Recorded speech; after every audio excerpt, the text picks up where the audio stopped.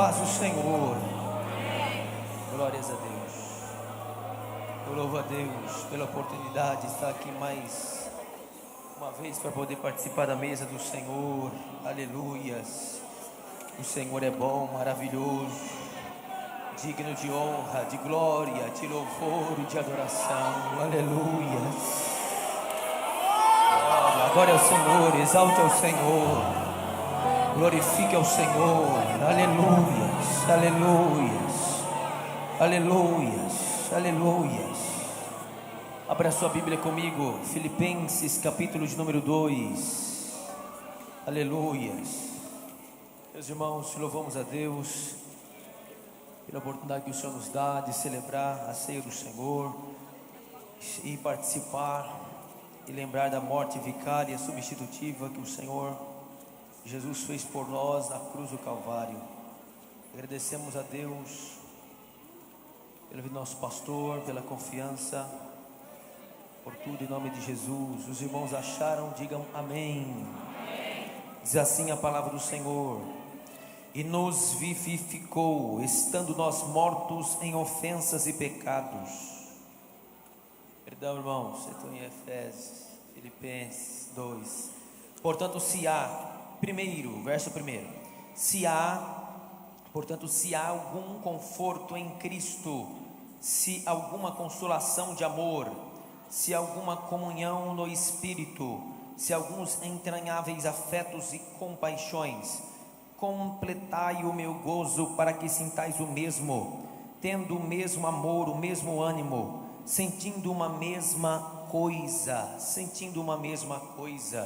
nada façais por contenda ou por vanglória, mas por humildade, cada um considere uns aos outros superiores a si mesmos, não atende cada um para o que é seu propriamente, para o que é propriamente seu, mas cada qual também para o que é dos outros, e de sorte que haja em vós o mesmo sentimento que houve também em Cristo Jesus, que sendo em forma de Deus, não teve por usurpação ser igual a Deus, mas aniquilou a si mesmo, tomando a forma de servo, fazendo-se semelhante aos homens, e achado na forma de homem, humilhou-se a si mesmo, sendo obediente até a morte e morte de cruz, pelo que também Deus o exaltou soberanamente, e lhe deu um nome que é sobre todo nome, para que o nome de Jesus se dobre todo o joelho dos que estão no céu, na terra e debaixo da terra, e toda língua confesse que Jesus Cristo é o Senhor, para a glória de Deus Pai. Amém. Tome seu assento em nome de Jesus. Glórias a Deus. Glórias a Deus. Aleluias. Aleluias. Nada é errado se te faz feliz. Se te faz feliz, se nada que é errado te faça feliz, não importa. Se não for errado e te faz feliz, se dentro do seu padrão de ideia, daquilo que você sabe, se te faz feliz, você pode fazer. Na dúvida entre o certo e o errado, faça o que te faz feliz, siga o seu coração. Em primeiro lugar, coloque você e suas vontades. Você tem que se amar mais e se preocupar mais com aquilo que você acha de si, os seus sonhos e projetos, do que aquilo que os outros falam. Essa é a pregação da teologia coach, essa é a pregação da autoajuda, essa é a pregação do pensamento positivo, essa é a pregação humanista, em que todas as pessoas aqui ouvem e está esperando uma mensagem que vai agradar o seu ego, que vai agradar a sua autoestima, que vai te levantar o seu ego, que vai massagear o seu ego.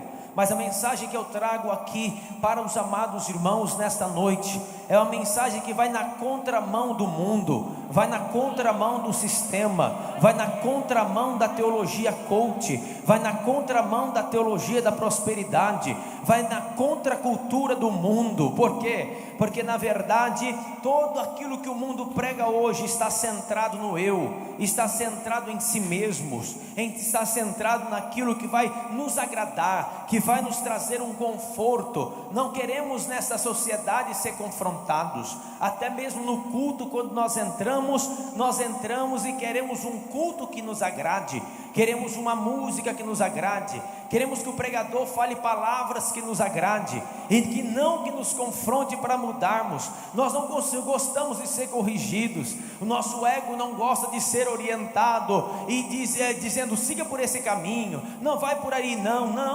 Nós pensamos, eu estou certo, eu faço a coisa certa, do meu jeito vai dar certo, do jeito que eu estou indo. Mas o que é que esses pregadores da teologia coach, eles visam? Ele visa a centralidade no eu, e acaba que eles suavizam o pecado. Então, em nome do faça aquilo que te faz feliz, eles se prostituem, cometem perfeições sexuais, usam drogas, abortam, desonram os pais, traem seus cônjuges, passam por cima de pessoas, furtam e matam. E aí, meus irmãos, eles fazem tudo por quê? Porque tem que fazer aquilo que te faz feliz. Você tem que ser guiado pelos seus sentimentos, você tem que ser guiado pelo seu coração, eles pregam. Mas nós vamos, através das escrituras, nós vamos ver aqui há alguns problemas em que a egolatria, que o eu apresenta para nós, mas há uma solução bíblica para isso, concernente ao eu. O problema da egolatria, da idolatria no eu, ela se baseia lá desde a antiguidade,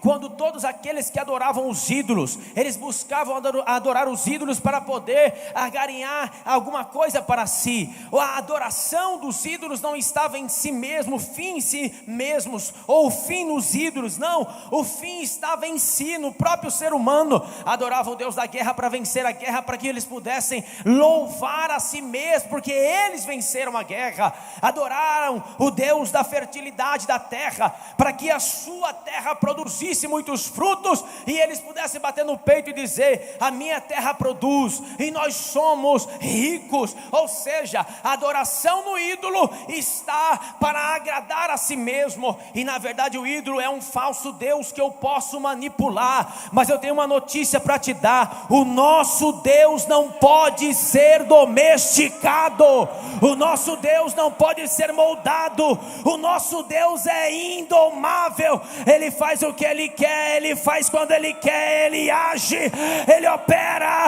e Ele não pede permissão para homem nenhum para fazer. Aleluia. Os povos antigos, eles utilizavam os seus ídolos a favor de si mesmo. A adoração não tinha o fim nos ídolos, mas tinha o fim em si mesmo. Nós vamos analisar que até a própria filosofia, ela vai dizer acerca do mito de Narciso. Você lembra? Aquele que era tão belo, que se apaixona pela própria beleza, que quando olha ali o seu reflexo na água, num rio, ele acaba afogando-se com a própria beleza. Essa é a figura dessa sociedade pós-moderna. São narcisistas, amantes de si mesmos. Mas é bem verdade, irmãos, que a centralidade desses estão assim. Uma palavrinha pequena que está na moda hoje, qual é? Selfie. Selfie quer dizer em inglês a si mesmo. As selfies popularizaram tanto que uma certa modelo, quando foi viajar para uma viagem no México de 4 dias, ela tirou 6.000 selfies. Ela não viu a natureza, a beleza do lugar, não. Ela viu só ela mesma, centrada em si. Vivemos numa cultura centrada no eu. As redes sociais, o desejo de reafirmar quem nós somos. Tem pessoas que se endividam, tem pessoas que entram pelo caminho até mesmo de agiotagem para pegar dinheiro, para manter um padrão de vida que eles não podem ter.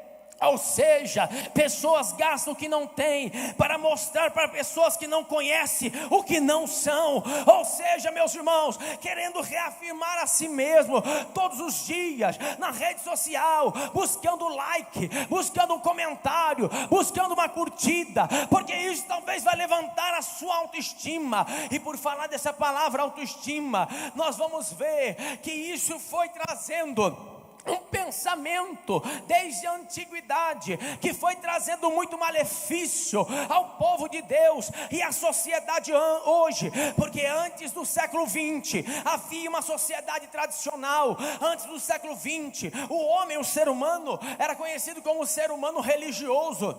era conhecido como o ser humano dos valores. Ele tinha a palavra, ele tinha o fio do bigode, lembra disso? Quando falava, cumpria. Era aquele homem, o ser humano de palavra. Mas acabou que popularizar essa ideia.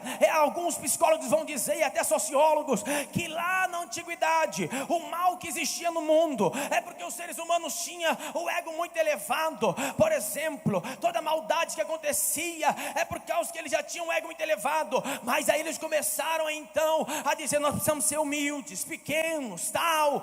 Mas essa sociedade prega diferente. Por quê? Porque nessa sociedade, a partir do século 20, e ainda foi popularizando o ser humano psicológico, o ser humano que quer ser agradado. O que é isso? Agora, conforme a ideia de Rousseau, que vai dizer que nós somos influenciados pelo meio que nós vivemos, nós nascemos neutros, mas é a sociedade que nos molda quem nós somos. Logo, com esse pensamento que vai na contramão do que Paulo ensinou, porque Paulo ensinou assim: olha, todos nós somos pecadores, o meio só vai revelar quem a pessoa é, mas já é pecador. Mas aí nós vamos observar que essa sociedade então foi perdendo o senso de pecado, foi suavizando a palavra pecado, até que aqueles que cometem crime agora são vítimas da sociedade, não deve ser tratado com rigor. As crianças, com tal do construtivismo na educação, não podem ser estimuladas, não podem ser corrigidas pelos pais. Por quê? Porque eles não podem ouvir não, porque senão eles crescerão frustrados com essa ideia. Me perdoe, eu não quero fazer uma crítica à psicologia, me entenda, mas com esse pensamento foi trazendo malefícios ao ponto que o ser humano não quer ser confrontado, não quer ouvir não quer ouvir a negação, não querem algo que vai mexer com o interior, não querem mudança, não querem correção, não querem ouvir não, e tiram a responsabilidade do ser humano e dizem que são vítimas de uma sociedade opressora, e assim suavizam o conceito de pecado. E agora não pode dizer não, porque senão essa pessoa se frustra. E então, meus irmãos, logo vem os direitos humanos com esse pensamento de vitimização, já não tem mais autorresponsabilidade, mas são vítimas da sociedade. Isso tudo é um problema do orgulho. Porque, meus irmãos, não queremos ser confrontados, mas é por causa do orgulho que um anjo virou diabo. É por causa do orgulho que lá no Éden, aquele que tinha relacionamento com Deus, no lugar especial, no lugar de paz, no lugar abençoadíssimo, aleluia, eles foram separados de Deus, eles foram ser lançados para fora do Éden por causa do orgulho. E aí vem a pregação do diabo, porque a pregação do diabo é o quê? A pregação do diabo não é assim, olha, se prostre perante mim e me adore, eu sou a serpente, me adore. Não, a conversa do diabo é: vocês podem ser como Deus, vocês podem ter o conhecimento. E aí a pregação dele é como a pregação de alguns hoje, que vai dizendo assim: faça o que vocês quiserem, faça a sua vontade. A pregação do diabo é: faça o que você quiser, faça aquilo que te faz feliz. Mas a pregação de Jesus é negue-se a si mesmo, tome cada dia a sua cruz e siga-me.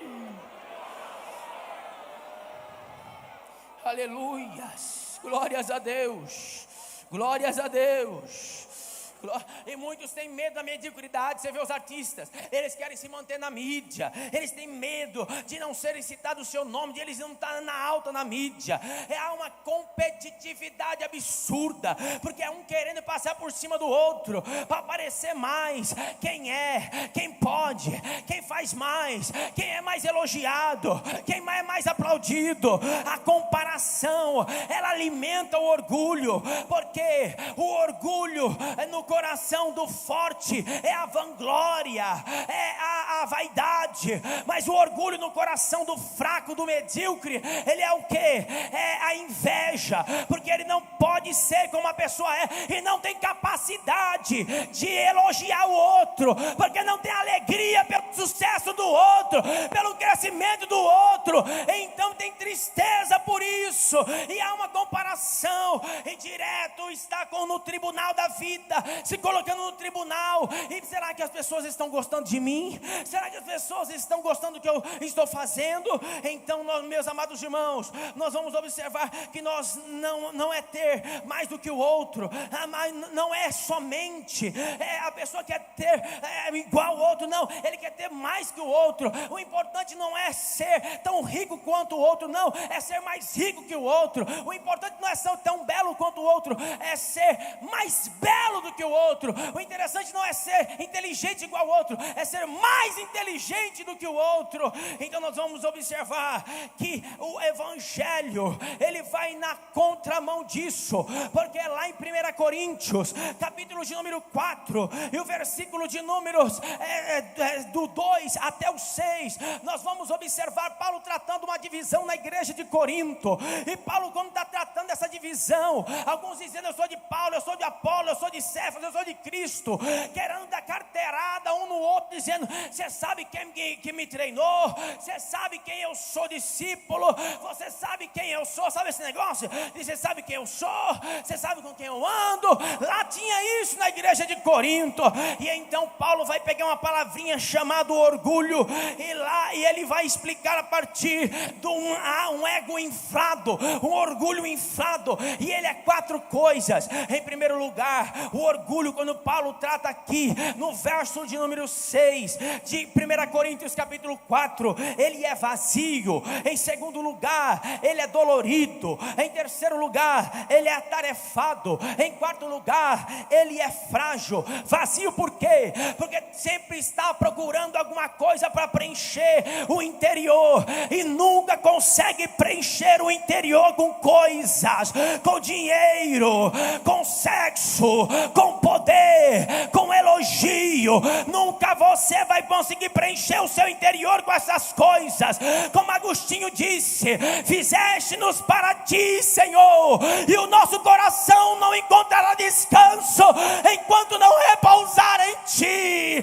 A sua alma só será preenchida com Deus, a sua alma só será preenchida com Deus, a sua alma só será preenchida com Deus.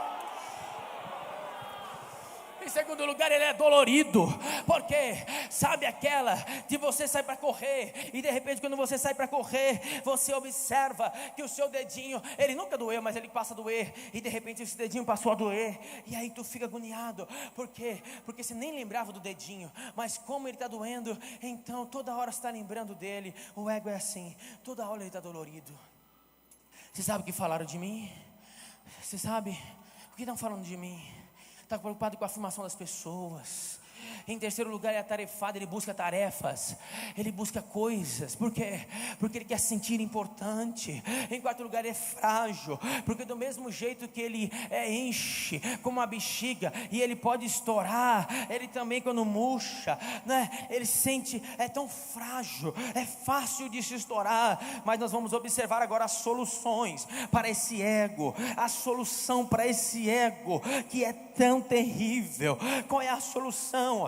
Tem 5 partes que nós podemos dividir essa solução. Em primeiro lugar, nós devemos buscar a verdadeira identidade. E Sócrates, que era um grande filósofo, ele disse: olha, conhece-te a ti mesmo, você tem que conhecer a si. Mas Jesus vai dizer algo que é um pouco diferente, ou muito diferente, porque olha, o próprio Jacó, ele era Jacó, agarrador de calcanhar, enganar, suplantador, enganador. Mas nós vamos observar que Jacó, ele não queria ser quem ele era. Ele queria ser Esaú, mas ele não era Esaú. Mas aí quando ele passa o Val de Jaboque, ele luta com aquele homem diferente.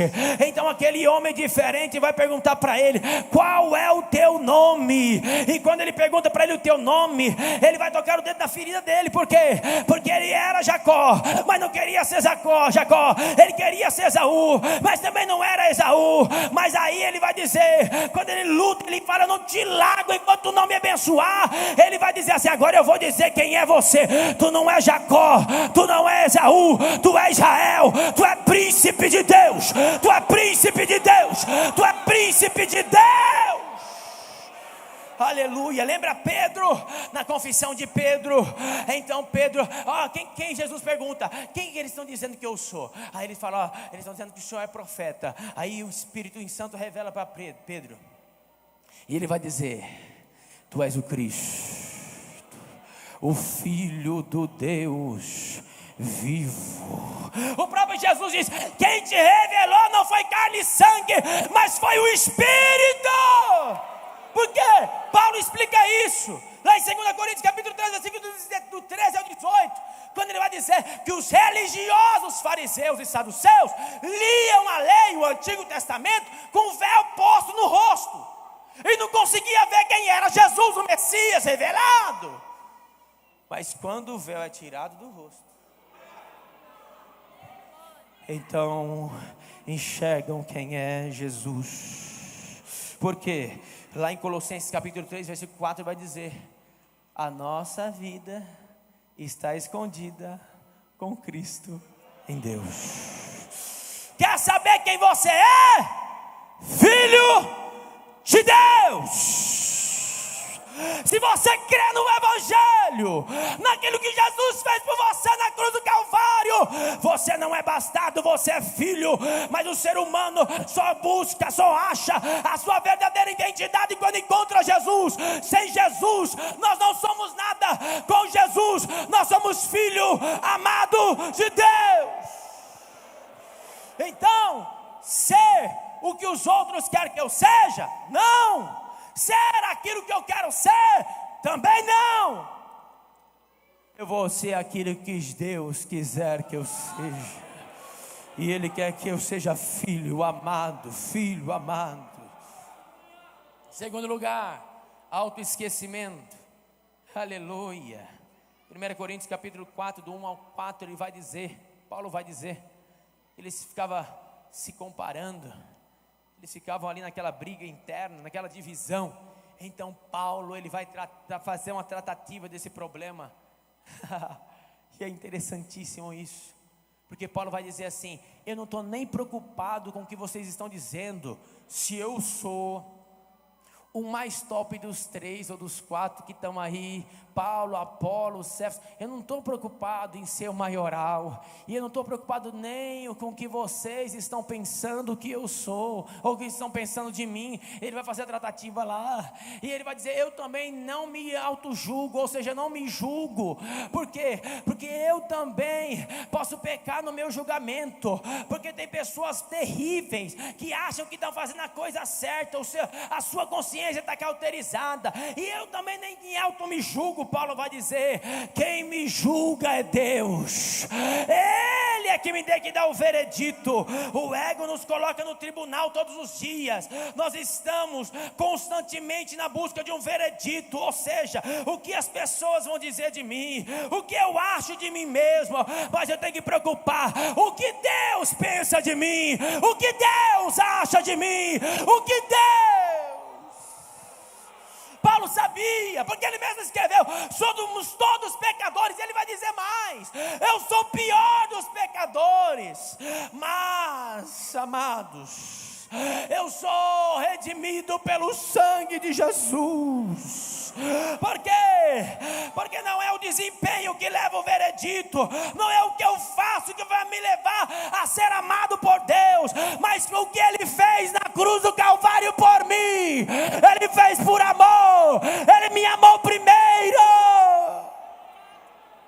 Romanos 8:1 vai dizer: nenhuma condenação condenação há para aqueles que estão em Cristo Jesus. O diabo não pode te acusar, nem a tua consciência também. Se você confessou, se você deixou, se você creu no Evangelho, se você está arrependido, ninguém pode apontar o dedo, porque nenhuma condenação há. Oh, aleluia, aleluia. E como que eu vou tratar? A verdadeira humildade que brota do Evangelho não é pensar mais de mim mesmo. Eu penso que eu sou mais do que os outros. Não é pensar menos de mim mesmo, que é a falsa humildade. Eu sou tão humilde. Eu sou tão... Isso não é humildade coisa nenhuma, isso é orgulho, irmão. Isso é autocomiseração, vitimismo. E o que é humildade? A verdadeira humildade que brota do Evangelho não é pensar mais em mim mesmo, ou menos em mim mesmo. É pensar menos em mim. Menos em mim. Ele não fica citando eu. Não, ele esquece de si mesmo. É o outro no lugar do eu. É o outro no lugar do eu. É o outro no lugar do eu. Essa é a humildade que brota do Evangelho. Tem base bíblica? Tem. Aqui a gente leu. Que sorte que haja em vós o mesmo sentimento que também houve em Cristo Jesus, que mesmo sendo Deus, não teve por usurpação ser igual a Deus, mas aniquilou-se a si mesmo, fazendo em forma de servo, fazendo-se semelhante a homens, e achado na forma humana, humilhou-se a si mesmo, sendo obediente até a morte de cruz. Mas Deus o exaltou soberanamente, e lhe deu o nome que é acima de todo nome, para que o nome de Jesus se dobre todos os joelhos dos que estão no céu, na terra e debaixo da terra, e toda língua confesse que Jesus Cristo é o Senhor, para a glória de Deus. Em terceiro lugar, aleluia, lá em Mateus 4, do versículo 9 ao 11, vai dizer, o diabo tentando Jesus, a última tentação: tudo te darei, riquezas, belezas, coisas do mundo, se prostrado me adorares. E aí Jesus repreendeu o diabo, repreendeu ele, e ele foi-se. E Pedro, no mesmo texto que ele foi usado pelo Espírito Santo, ele deixou ser influenciado pelo inimigo. Por quê? Mateus 16, 22 a 23 vai dizer, quando Jesus disse que eu vou para a cruz, eu vim a isso, esse é o propósito. Então Pedro falou assim: tenha dó de ti mesmo. Baixou um coach em Pedro, né? Tenha dó de ti mesmo. Pense em você. Irmão, se Jesus pensasse nele mesmo, ele é marrai, sube de candarás. Tenha dó de ti mesmo. E aí Jesus falou: para trás de mim, Satanás. Então, quando eu falo de autonegação, eu não estou falando só de dizer não para as coisas que o mundo oferece. Não é só isso. Mas é dizer sim para a vontade de Deus. E a vontade de Deus, muitas vezes, é cruz, é chicotada, é coroa de espinho. A vontade de Deus, muitas vezes, é peso, é lágrima.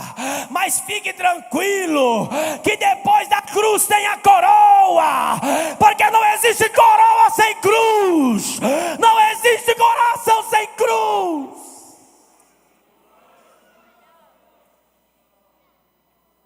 Quarto lugar, para me encerrar: submissão. Por quê? Autonegação?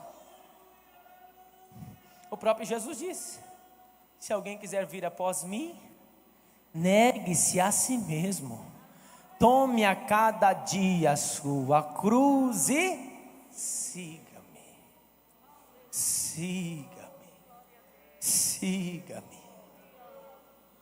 Nós somos chamados para fazer a vontade de Deus. E no final, irmão, ela é boa, perfeita e agradável. Você lembra Maria? Vou casar com José. Nós vamos ter a nossa carpintaria. Nós vamos fazer uma rocinha ali em Nazaré. Criar umas cabras. Aí o anjo desce. Salve, salve, agraciada! Você vai conceber, vai ser mãe do Messias. E ela fala: eis aqui a tua serva. Cumpre em mim a tua vontade. O próprio Jesus ensinou a orar: Pai nosso que estás no céu, santificado seja o teu nome. Venha a nós o teu reino. Seja feita a tua vontade. O próprio Jesus no Getsemane, Mateus 26, 39. Quando ele está ali, ele soa sangue naquela agonia. Porque no cálice tinha a ira de Deus, que era para ser derramada sobre nós, e foi derramada sobre o Filho.